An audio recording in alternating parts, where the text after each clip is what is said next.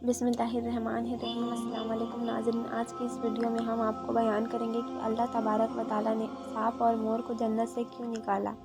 इन दोनों ने ऐसा क्या गुनाह किया था कि अल्लाह ताला ने इनको जन्नत से निकाल दिया और इनको बदसूरत बनाकर ज़मीन पर नाजिल कर दिया। और छिपकली ने ऐसा कौन सा गुनाह किया था कि हुज़ूर पाक सल्लल्लाहु ताला अलैहि वसल्लम ने इनको मारने का हुक्म दिया। सांप और मोर जन्नत से आए हुए जानवर हैं। जन्नत में घूमते फिरते और खाने पीने के लिए बहुत कुछ था, लेकिन जन्नत अकेले और तन्हा होने की वजह से हज़रत आदम अलैहिस्सलाम उदास रहते थे।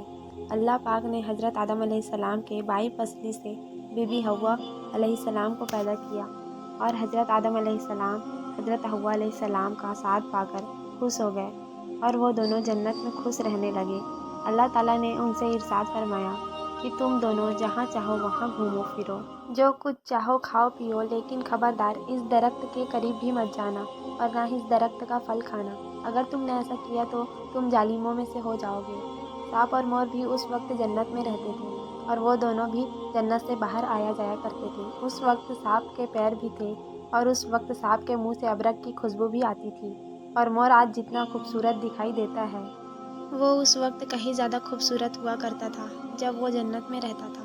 तब मोर के पाँव भी बहुत खूबसूरत हुआ करते थे। एक दिन जब दोनों जन्नत के बाहर आए तो उनकी मुलाकात शैतान से हुई। शैतान ने उन दोनों से कहा कि मुझे भी अपने साथ जन्नत में ले चलो। तो जवाब में उन दोनों ने कहा कि हमें अल्लाह का खौफ है और इस बात का डर है कि तुम्हें अपने साथ जन्नत में ले जाते हुए हमें कोई देख न ले, इसलिए हम दोनों तुम्हें जन्नत में नहीं ले जा सकते। इस पर शैतान ने अपनी दोस्ती का वास्ता दिया कि हम जन्नत में रहते थे, मुझे भी जन्नत में ले चलो। मोर ने मना किया, लेकिन शैतान ने उनको दायवी ज़िंदगी का ख्वाब दिखाया, जिस पर सांप मान गया। और सांप ने शैतान को मशवरा दिया कि तुम मेरे मुंह में बैठ जाओ, मैं तुम्हें जन्नत में जाकर उगल दूंगा और इस तरह तुम्हें कोई देख नहीं सकेगा।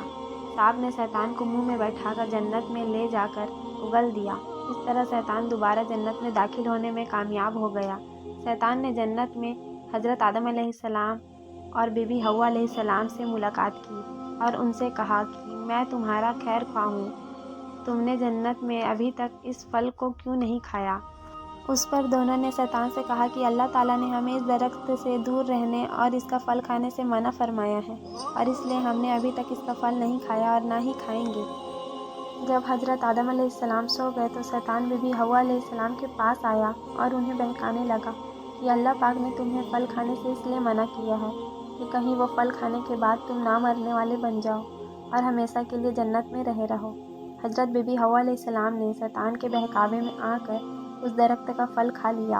हज़रत आदम अलैहिस्सलाम सोकर उठ गए तो बीबी हव्वा अलैहिस्सलाम ने भी उस दरख्त का फल खाने पर मजबूर कर दिया और वो फल आदम अलैहिस्सलाम को भी खिला दिया। जैसे ही दोनों ने उस दरख्त का फल खा लिया तो फ़ौरन ही उनका जन्नत का लिबास उतर गया। तभी अल्लाह पाक ने उन दोनों से कहा कि तभी तुम दोनों को इस दरख्त के पास जाने से और इसका फल खाने से मना किया था, लेकिन तुम दोनों ने मेरी बात ना मानकर इस दरख्त का फल खाकर अपनी जान पर जुल्म किया है। तभी हज़रत आदम अलैहिस्सलाम और बीबी हव्वा अलैहिस्सलाम को अपने उस गलती का एहसास हुआ और उन्होंने अल्लाह पाक से माफ़ी मांगी तो अल्लाह पाक ने उन्हें माफ़ फरमा दिया और उन दोनों को जन्नत से निकाल कर ज़मीन पर नाजिल कर दिया और फरमाया कि ज़मीन पर एक ख़ास वक्त तक तुम्हारा ठिकाना है और तुम ज़मीन पर ही रहोगे।